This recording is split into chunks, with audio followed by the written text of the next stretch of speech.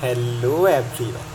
In this video, we will discuss about the most important MCQs of physiology, जो कि आपके सभी प्रकार के गवर्नमेंट एग्ज़ाम, चाहे वो फिजियोथेरेपी से रिलेटेड हो या फिर एम्स का हो, साथ ही साथ जैसे कि आपका आरआरबी के एग्ज़ाम हो गए, इन सभी में आते हैं। स्टार्ट करते हैं। आज हम डिस्कस करेंगे ब्लड यूनिट को। The first MCQs is anaemia is a blood disorder characterised by reduction in. अब एनीमिया हमने पढ़ा था। एनीमिया क्या होता है, अगर हम सिंपल वर्ड में बोलें तो डेफिशिएंसी ऑफ ब्लड की कमी, ये हमने जनरल में देखा था। बट इसमें भी अगर हम ऑप्शन देखें तो there are 4 option. First one is haemoglobin content, second one reduction in RBC count, third one reduction in PCV and fourth one is all of this. तो जनरली तो हमने देखा था भाई कि रिडक्शन इन ब्लड है या रिडक्शन इन RBC है, लेकिन हम इसे अगर डिटेल में अच्छे से देखें तो सिंपल सी बात है, हीमोग्लोबिन के अंदर प्रेजेंट होता है आयरन, और ये खुद जो हीमोग्लोबिन है ना, इस तरीके से अगर हम इस हीमोग्लोबिन को देखें तो ये हीमोग्लोबिन खुद जो आपका प्रेजेंट होता है, ये प्रेजेंट होता है आपके RBC में, यानी कि रेड ब्लड सेल्स में। इसके बाद जो तीसरी चीज़ आती है दैट इज़ PCV। इसके बाद क्या आती है तीसरी चीज़? PCV। PCV का मतलब होता है पैक्ड सेल वॉल्यूम। अब PCV क्या होता है? Packed cell volume. सिंपल सी मतलब है, अगर हम इस तरीके से यहाँ पर एक सर्कल बनाएं, इस तरीके से ये हो गया हमारा पूरा ब्लड, इस तरीके से ना। इसकी वैल्यू हम कितनी लेके चल रहे हैं? इसकी वैल्यू हम लेके चल रहे हैं 100%, कि आपका 100% है ब्लड।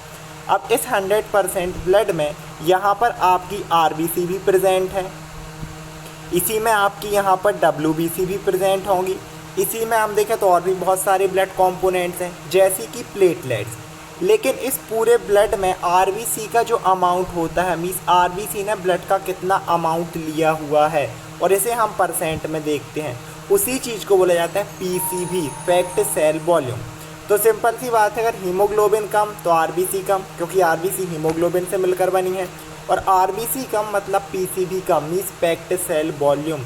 यानी कि एनीमिया की कंडीशन में ये सभी के सभी कम हो जाते हैं, रिड्यूस हो जाते हैं। So the right answer is option number D, कि anaemia is characterised by reduction in all of this. आपका आयरन कंटेंट भी कम होगा, हीमोग्लोबिन भी कम होगा, साथ ही साथ RBC भी कम होंगे, और क्योंकि RBC कम है तो ब्लड में उसका कंपोनेंट्स भी कम हो गया, means PCV, packed cell volume. Now let's move forward to the next question, that is which type of blood cell is responsible for the cellular immunity. कि आखिर वो कौन सी सेल है जो आपकी सेल्यूलर इम्यूनिटी का क्या मतलब होता है? डिफेंस। कि हमारी बॉडी में देखो बहुत सारे पैथोजन हैं, है ना। अब इतने सारे पैथोजन हैं तो इनसे हमें डिफेंस कौन प्रोवाइड करेगा? अब बहुत सारी सेल्स होती हैं, सेल्यूलर मीट सेल्स, और इसी चीज़ को हम बोलते हैं इम्यूनिटी, इस डिफेंस को। तो कौन सी सेल है? There are 4 option. First one is B lymphocyte, इसके अलावा हम देखें तो second one is T lymphocyte, third one is neutrophils and fourth one is monocyte. अब इसमें अगर हम देखें ना तो बहुत ही अच्छी ट्रिक है इस चीज़ को याद करने के लिए, क्योंकि मेनली 2 टाइप की इम्यूनिटी होती हैं। एक होती है बी, है ना, एक होती है हमारी सेल्यूलर इम्यूनिटी, और एक होती है ह्यूमोरल इम्यूनिटी। तो बहुत ही अच्छी ट्रिक है। ट्रिक क्या है? अगर हम ट्रिक को डिस्कस करें तो ट्रिक है हमारे पास T एंड C। आप क्या ट्रिक याद रख सकते हो? TC। TC से क्या हो गया? T फॉर टी लिम्फोसाइट्स, और ये टी लिम्फोसाइट किस चीज़ के लिए रिस्पॉन्सिबल होंगी?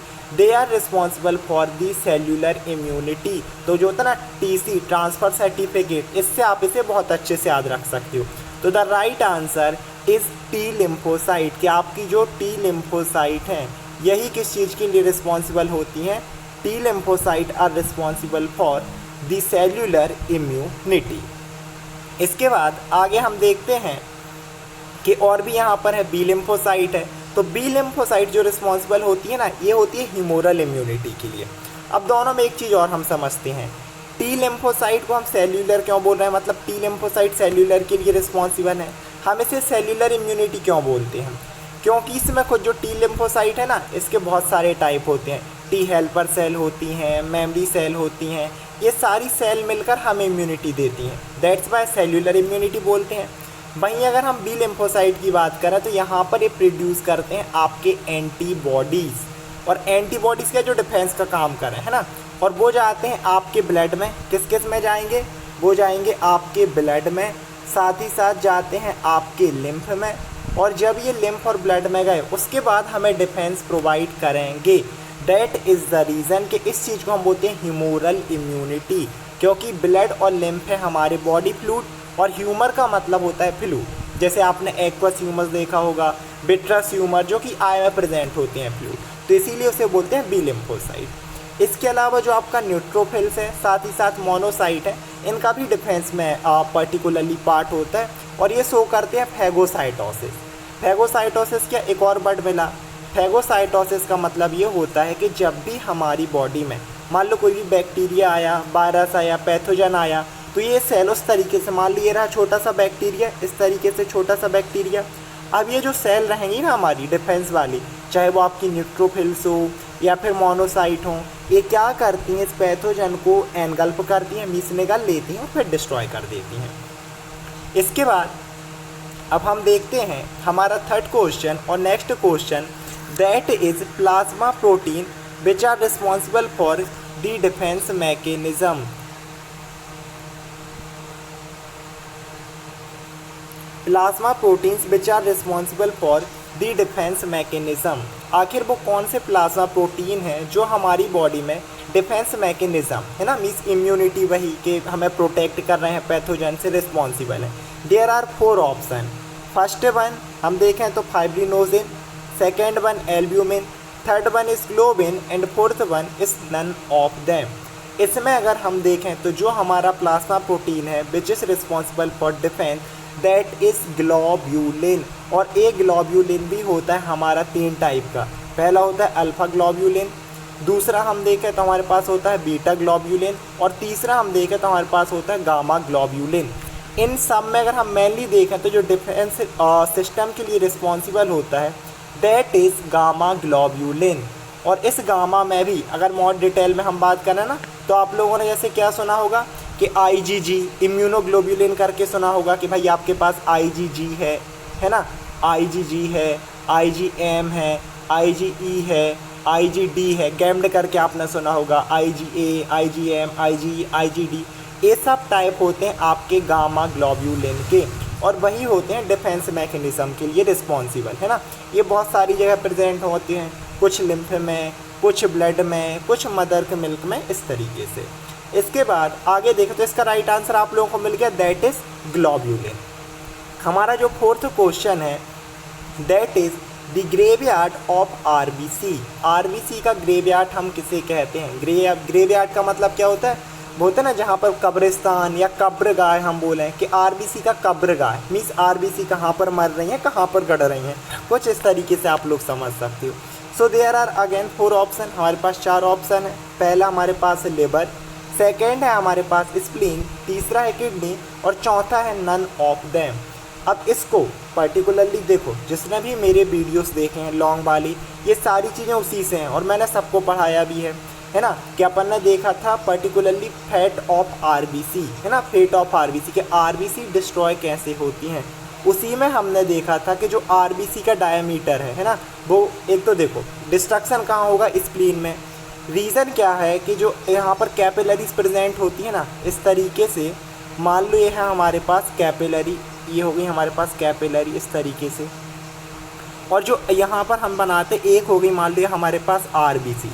इन दोनों का डायमीटर लगभग एक सा होता है। तो जब भी RBC, मान लो यंग RBC है, नई RBC है, तब तो इससे फिसल के निकल जाएंगी, डिस्ट्रक्शन नहीं होता। लेकिन जो भी ओल्ड RBC हो जाती है ना, जिनका लाइफ स्पैन 120 डेज हो जाता है ना, जिनका लाइफ स्पैन कितना हो जाता है 120 डेज, मीन्स वो बूढ़ी हो गई हैं, तो होता है ना कि यार बूढ़े लोग को एक धक्का दिया अपन और वो गिर गए। सेम एस जब ये ओल्ड RBC इससे स्क्वीज होती हैं तभी यहाँ पर डिस्ट्रॉय हो जाती हैं स्प्लीन की कैपिलरीज में। उसमें भी पर्टिकुलरली हमारे पास प्रेजेंट होता है रेड पल्प, अगर आप लोग याद कर पा रहे हो क्या प्रेजेंट होती है, रेड पल्प, इस तरीके से। तो ये रहा हमारा इसका आंसर कि इसका आरबीसी का जो पर्टिकुलरली रहेगा ना, हमने क्या बोला, ग्रेवयार्ड, किसे हम बोलेंगे, स्प्लीन को। So spleen is the right answer. इसके बाद नेक्स्ट ऑप्शन हम देखते हैं, that is natural killer cells are originated from. आपकी जो नेचुरल किलर सेल हैं, अब नेचुरल किलर सेल क्या, आप लोग इसे एन के सेल्स भी बोल सकते हैं। क्या बोल सकते हैं हम इन्हें, एन के सेल्स। और एक चीज़ और मैं इम्पोर्टेंट बताऊं कि जो एन के सेल है ना, इसे थर्ड टाइप ऑफ लिम्फोसाइट भी कहा जाता है। मेनली तो दो टाइप की लिम्फोसाइट हैं। कौन कौन सी लिम्फोसाइट हमने देखी थी, हमारे पास थी B lymphocyte and T lymphocyte. लेकिन एन के सेल्स को थर्ड टाइप ऑफ लिम्फोसाइट भी समझा जाता है, और ये भी डिफेंस में बहुत ही इंपॉर्टेंट रोल प्ले करते हैं। अब हम अपने क्वेश्चन पे आते हैं कि भाई किससे ओरिजिनेट हुई। तो ये वाला जो टॉपिक है ना, ये हमने पढ़ा था एरिथ्रोपोइसिस में, मीन्स जिसमें हमने देखा था प्रोडक्शन ऑफ आरबीसी, और पूरा टॉपिक आता है हीमोपोइसिस का। हीमोपोइसिस मतलब ब्लड के बनने की प्रोसेस। तो वहीं पर ये सारी यूनिट प्रेजेंट होती हैं। CFU है ना, इसका फुल फॉर्म होता है कॉलोनी फॉर्मिंग यूनिट। क्या बोला मैंने, कॉलोनी फॉर्मिंग यूनिट। अब कॉलोनी फॉर्मिंग यूनिट एरिथ्रोसाइट है, तो इससे ओरिजिन होता है आरबीसी का। कॉलोनी फॉर्मिंग यूनिट एरिथ्रोसाइट से आरबीसी, रेड ब्लड सेल्स। उसके बाद है कॉलोनी फॉर्मिंग यूनिट ग्रेन्युलोसाइट। तो ग्रेन्यूल्स क्या, इसमें जिसके साइटोप्लाज्म में ग्रेन्यूल्स प्रेजेंट हों, और ये थे WBC के टाइप। आपका ईसिनोफिल्स हो गया, बेसोफिल्स हो गया, इन सभी में है ना, या फिर न्यूट्रोफिल्स हो गया, इन सब में ग्रेन्यूल्स, तो ये उसको ओरिजिन देगा। इसके बाद है CFU मेगा कैरोसाइट। मेगा कैरोसाइट से किसका ओरिजिन होता है, प्लेटलेट्स का। अब हमारे पास सिर्फ एक ऑप्शन बचा, कॉलोनी फॉर्मिक यूनिट लिम्फोसाइट। देखो मैंने बताया ना, लिम्फोसाइट मतलब इसी से आपका बी लिम्फोसाइट भी ओरिजिनेट होगा, टी लिम्फोसाइट भी ओरिजिनेट होगा। और मैंने अब भी कहा कि जो नेचुरल किलर सेल्स हैं, ये नेचुरल किलर सेल, इन्हें हम कहते हैं थर्ड टाइप ऑफ लिम्फोसाइट। तो ये भी यहीं से ओरिजिनेट होंगे। Means the right answer is option number आपका हो जाएगा इसका C, colony formic unit lymphocyte से। इसके बाद अब हम देखते हैं नेक्स्ट क्वेश्चन को, जो कि है हमारा ink spot nucleus is present in. तो भाई पहले इंक स्पॉट न्यूक्लियस को समझ लो कि इंक स्पॉट न्यूक्लियस क्या होता है। इंक स्पॉट न्यूक्लियस को हम देखें ना, तो ये क्या होता है, एरिथ्रोपोइसिस जब हम प्रोसेस पढ़ते हैं तो आपने सुना होगा कि भाई एरिथ्रोपोइसिस क्या मीन्स आरबीसी बनने की प्रोसेस, जिसमें आरबीसी बन रही हैं। तो अब आप लोग बोलोगे भैया यस सर, भाई हमारी आरबीसी में तो न्यूक्लियस होता ही नहीं है, तो इसमें न्यूक्लियस कैसे आया। बिल्कुल सही बात है, आपकी जो मैच्योर आरबीसी हैं उनमें न्यूक्लियस नहीं होता, लेकिन जब आरबीसी का प्रोडक्शन होता है ना, इसमें बहुत सारी स्टेज होती हैं। प्रोएरिथ्रोब्लास्ट हो गई, जैसे कि यहाँ पर है अर्ली नॉर्मोब्लास्ट हो गई। इसके बाद एक आती है इंटरमीडिएट नॉर्मोब्लास्ट, फिर लेट नॉर्मोब्लास्ट, रेटिकुलोसाइट, और फाइनल स्टेज आती है आपकी मैच्योर आरबीसी। तो इसमें तो न्यूक्लियस नहीं है, लेकिन इससे पहले वाली जो स्टेजेस हैं 4, पहली आपकी प्रोएरिथ्रोब्लास्ट, दूसरी अर्ली नॉर्मोब्लास्ट, तीसरी होती है इंटरमीडिएट नॉर्मोब्लास्ट, और फोर्थ होती है आपकी लेट नॉर्मोब्लास्ट। यहाँ तक न्यूक्लियस प्रेजेंट होता है। लेकिन होता क्या है कि प्रोएरिथ्रोब्लास्ट में न्यूक्लियस का साइज़ है ना, वो बड़ा होता है, आरबीसी भी बड़ी होती हैं। अर्ली में थोड़ा छोटा हो जाता है, इंटरमीडिएट में थोड़ा और छोटा हो जाएगा, और जो लेट है इसमें आरबीसी भी छोटी हो जाती है। साथ ही साथ इसकी जो लेट नॉर्मोब्लास्ट है ना, मान लो इसकी स्टेज मान लो 4 घंटे की है या 1 दिन की है, तो उसमें स्टार्टिंग में तो पर्टिकुलरली आपका न्यूक्लियस प्रेजेंट होगा आरबीसी में। इस तरीके से अगर हम देखें कि मान लो हमारे पास कौन सी स्टेज है, आपकी लेट नॉर्मोब्लास्ट, ठीक है, उसकी जो अर्ली टाइम रहेगा उसमें भी आपके पास न्यूक्लियस तो प्रेजेंट होगा, लेकिन बहुत ही छोटा सा न्यूक्लियस हो जाता है, एकदम घना ऐसे भरा हुआ, एकदम फिल। इसको बोला जाता है इंक स्पॉट न्यूक्लियस। तो ये किस में प्रेजेंट होता है, आपकी लेट नॉर्मोब्लास्ट स्टेज में। So this is the right answer. अगर डिटेल में आप लोग देखना चाहें ना, तो ये सारे वीडियोस मेरे चैनल पे मिल जाएंगे, चाहे वो एरिथ्रोपोइसिस हो या फिर डिफेंस मैकेनिज्म वाली सेल हो, आरबीसी हो, एनीमिया वाला क्वेश्चन हो, तो और भी डिटेल में आपके जो डाउट हैं वो कंसर्न हो जाएंगे। इसके बाद आगे देखते हैं हमारा next question, that is haemophilia A is due to deficiency of clotting factor number. Haemophilia एक डिसीज़ है ना, ये भी मैंने डिटेल में पढ़ाया है। और पर्टिकुलरली अगर हीमोफीलिया को ना आपने बोला को रॉयल्स डिसीज़ हम बोलते हैं, रॉयल्स डिसीज़, या इसे बोला जाता है खानदानी बीमारी, रईसों की बीमारी। रीज़न ये है कि भाई जब ये शुरू हुआ था ना, ये हम देखें पर्टिकुलरली ये सबसे पहले देखने किस में मिला था, आपकी क्वीन विक्टोरिया जो कि थी भाई इंग्लैंड की महारानी, और आप जानते ही हो महारानियों से जो चला आया, तो ये समझा जाता है कि वही इसकी कैरियर थी। उनसे फिर उनकी पीढ़ी दर पीढ़ी नाती पोते ऐसे सब में देखा गया, तो इसे हम रॉयल सी डिसीज़ भी बोलते हैं। अब पर्टिकुलरली इसमें भी एक टाइप आया है हीमोफीलिया ए। तो हीमोफीलिया ए किस क्लॉटिंग फैक्टर, बहुत सारे क्लॉटिंग फैक्टर हैं 13 जो कि ब्लड को जमाते हैं, लेकिन अंदर नहीं, जब हमें चोट लगे भाई ताकि ब्लड ना बहे। तो 4 ऑप्शन है। अब आपका क्लॉटिंग नंबर 8 है, क्लॉटिंग नंबर 9 है, 11 और नन ऑफ देम। तो इसका जो राइट आंसर है that is option number A, जो आपका हीमोफीलिया ए डिसीज है, ये होता है डेफिशिएंसी ऑफ क्लॉटिंग नंबर 8 से। अब बोलोगे सर तो ये सब बाकी क्यों है, देखो सभी का रोल है। पर्टिकुलरली हीमोफीलिया के मैंने 4 टाइप बताए थे। एक हीमोफीलिया ए जो कि होता है क्लॉटिंग नंबर 8 की डेफिशिएंसी से, और इसे हम क्लासिकल हीमोफीलिया भी बोलते हैं क्योंकि ये मोस्ट कॉमन है। ऑलमोस्ट 80% केस ना इसी के होते हैं, हीमोफीलिया ए के। इसके अलावा होता है हीमोफीलिया बी जो कि होता है डेफिशिएंसी फैक्टर नंबर 9 से। हीमोफीलिया सी भी होता है डेफिशिएंसी ऑफ फैक्टर नंबर 11 से। और एक और मैंने टाइप बताया था जो कि बहुत ही रेयर है, दैट इज़ एक्वायर्ड हीमोफीलिया। तो इसे भी मैंने डिटेल वीडियो बनाए हैं, मैं लिंक आपको डिस्क्रिप्शन में दे दूंगा, अगर आप लोग देखना चाहें तो देख सकते हैं, बाकी आप लोगों की मर्जी। अब हम बढ़ते हैं अपने नेक्स्ट क्वेश्चन पे, that is universal donor blood group. भाई वो कौन सा ब्लड ग्रुप है जो कि यूनिवर्सल डोनर हो, यानी कि इसे बोलते हैं ना सर्वदाता, हम सबको बांट सकते हैं। तो इसका जो राइट ऑप्शन हो जाएगा that is option number D, blood group O is the universal donor. Reason मैंने बताया था कि अगर हम इस तरीके से ब्लड ग्रुप ओ को बनाए, तो ये रहा हमारा ब्लड ग्रुप ओ, इसके सरफेस पे कोई भी एंटीजन प्रेजेंट नहीं होता है ना। एंटीजन अब क्या है, इसके सरफेस पे क्योंकि कोई भी एंटीजन नहीं है, तो आप इसे किसी को भी दे दो, ये एक तो सर्कुलेशन में भी दिक्कत नहीं देगा क्योंकि फंसेगा नहीं। मान लो इसी की जगह अगर हम ब्लड ग्रुप ए बी की बात करें, है ना, जिसे बोलते हैं यूनिवर्सल रेसिपिएंट, उसका ही मैं फिगर बना देता हूँ। उसमें क्या होता है, इस तरीके से एंटीजन ए और साथ ही साथ एंटीजन बी दोनों प्रेजेंट होते हैं आरबीसी के सरफेस पे। तो अगर हम इसे किसी को भी देंगे तो ये फंसेगा, है ना, सब में सर्कुलेशन भी स्टॉप करता है। साथ ही साथ हम देखें तो क्योंकि ये एंटीजन है, इसकी बॉडी में तो कोई दिक्कत नहीं कर रहे थे, लेकिन जब ये दूसरे पर्सन में जाएंगे तो हमारी बॉडी का एक डिफेंस का सिस्टम होता है कि बाहर से कोई भी पैथोजन आया, हमारी बॉडी उसके खिलाफ बनाती है एंटीबॉडीज़। तो यहाँ पर बन जाते हैं antibodies, means auto immune disease, फिर उस पर्सन में उसकी ही बॉडी पूरी आरबीसी को डिस्ट्रॉय करती। दैट इज़ द रीज़न कि जो ब्लड ग्रुप ए बी है, इसे हम पर्टिकुलर यूनिवर्सल रेसिपिएंट बोलते हैं, ये सबसे ले लेगा। लेकिन जो ब्लड ग्रुप ओ है, क्योंकि उसके सरफेस में हम देखा कोई भी एंटीजन प्रेजेंट नहीं है, तो आप इसे दूसरे के ब्लड ग्रुप में किसी में भी डाल दो, ये कोई भी प्रॉब्लम, मान लो ब्लड ग्रुप ए है, हमने इसकी बॉडी में डाल दिया, ये ब्लड ग्रुप ना ही फंसेगा, ना ही इसमें कोई एंटीजन है, तो कोई भी ऑटो इम्यून डिसऑर्डर भी डेवलप नहीं होता।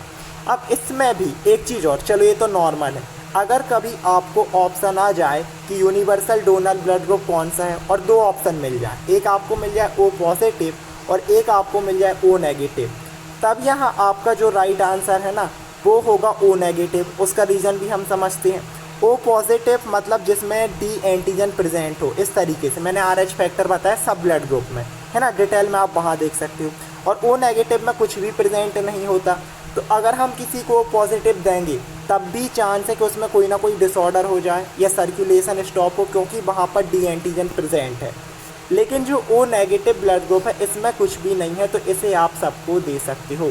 सो ओ नेगेटिव इस यूनिवर्सल डोनर ब्लड ग्रुप सबको दे दो भाई, अगर इमरजेंसी है तो। इसके बाद आगे देखते हैं हमारा 9th question, that is gene responsible for the sickle cell anaemia. वो कौन सा जीन है जो सिकल सेल एनीमिया, मीन्स ये भी एक डिसऑर्डर होता है जिसमें जो आपके आरबीसी हैं जनरली तो होते हैं बाइकॉनकेव कुछ इस तरीके से, लेकिन इस सिकल सेल डिसीज़ में ये हो जाते हैं आपके हंसिया के सेप के, जिसे हम बोलते हैं सिकल सेप, कुछ इस तरीके से। अब दिक्कत क्या होती है कि जो नॉर्मल ये बाइकॉनकेव था, ये आपकी ब्लड वेसल से ईजिली निकल जाते थे, दिक्कत नहीं थी। सिकल सेल आपकी ब्लड वेसल में इस तरीके से फंस जाते हैं जिससे बहुत सारे कॉम्प्लिकेशन होते हैं। ये खुद भी डिस्ट्रॉय होंगी, यहाँ पर पूरी ब्लॉकेज हो जाएगी, बाकी जगह ब्लड नहीं जा पाएगा। खैर हम अपने आते हैं क्वेश्चन पे। हमारा क्वेश्चन क्या था कि पर्टिकुलरली कौन सा जीन रिस्पॉन्सिबल है इस चीज़ के लिए। 4 ऑप्शन है। Option A 7, option B 15, option C 11 and option D हम देखें तो 16। So the right answer is option number 11 is responsible for sickle cell anaemia. पहले समझो इसको होता क्या है। सिकल सेल एनीमिया में क्या होता है, जो हीमोग्लोबिन है ना, देखो नॉर्मल हमारे पास हो गया हीमोग्लोबिन। हीमोग्लोबिन मिलकर बना 2 चीज़ से, पहली हीम, दूसरी है ग्लोबिन। ग्लोबिन में होती हैं 4 चैन है ना, अल्फ़ा 2 होती हैं और बीटा 2 होती हैं। अब इनको बहुत सारे जीन कंट्रोल करते हैं ना। अल्फ़ा 2 को पर्टिकुलरली HbA1, HbA2 करके ऐसे 4 जीन होते हैं वो कंट्रोल करते हैं। वो सिचुएटेड होते हैं क्रोमोसोम नंबर 16 पे। और जो बीटा ग्लोबिन है ना, 2 चैन, इसको कंट्रोल करते हैं HBB जीन। कौन सा जीन? HBB। मैंने नाम भी बता दिया अगर आप लोग से पूछा जाए, HBB जीन। और ये प्रेजेंट होता है क्रोमोसोम नंबर 11 पर। 2 होते हैं और HB जीन। एक चीज़ याद रखना। अब एक और डाउट कि भैया आपने बोला HB जीन 2 हैं, क्रोमोसोम 11 एक ही है। भैया क्रोमोसोम पेयर में प्रेजेंट होते हैं, 23 पेयर आप लोगों ने पढ़ा होगा।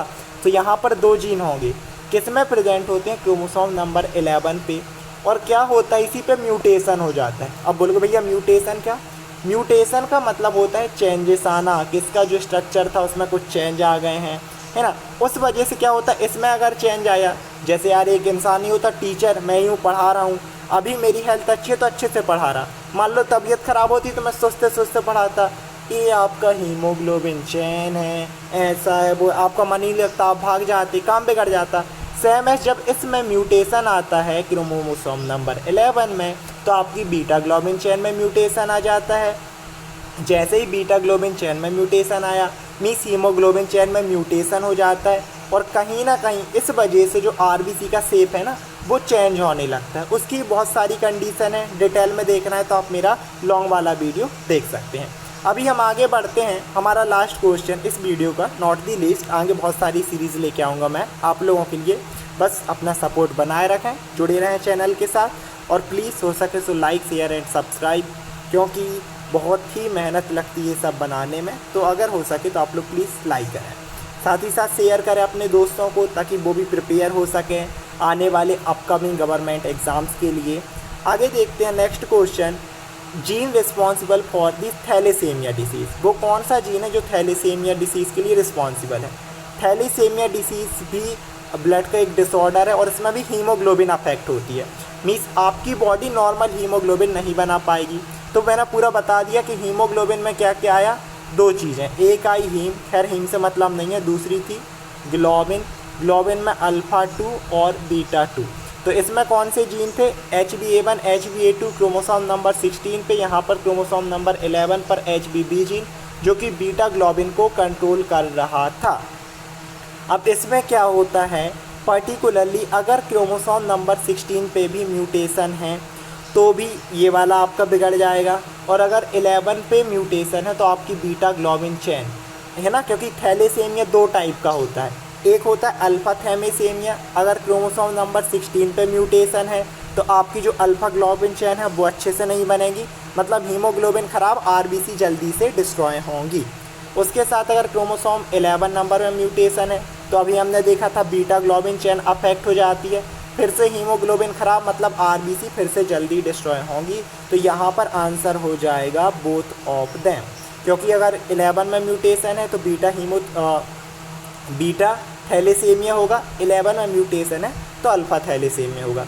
इन सभी वीडियोस को अगर आप लोग डिटेल में देखना चाहते हो तो मैं लिंक डिस्क्रिप्शन में दे दूंगा, क्योंकि इसमें बहुत सारे डाउट होते हैं कि मेडिटेरियन एनीमिया कौन है, कूलिस एनीमिया कौन है, क्या सिम्टम्स हैं, साथ ही साथ जो पूरी हमने बी इम्यूनिटी पढ़ी, टी इम्यूनिटी पढ़ी, इसके साथ साथ हम देखें ना तो ब्लड ग्रुप पढ़े, universal donor, universal recipient, RH factors, इसके साथ साथ haemophilia, ink spot nucleus, erythropoiesis, यहाँ पर और भी होती है ना जो हमने CFUE पढ़ी, यहाँ पर और भी बहुत सारे टाइप की सेल होती हैं। आपकी PHSC से हम बोलते हैं प्लोरीपोटेंट हीमेटोपोइटिक स्टेम सेल, ये बहुत सारी चीज़ें इंपॉर्टेंट है। PHSC pluripotent haematopoietic stem cells. तो अगर आप लोग डिटेल में देखना चाहते हो तो मैं लिंक डिस्क्रिप्शन में दे दूंगा, आप लोग देख सकते हैं।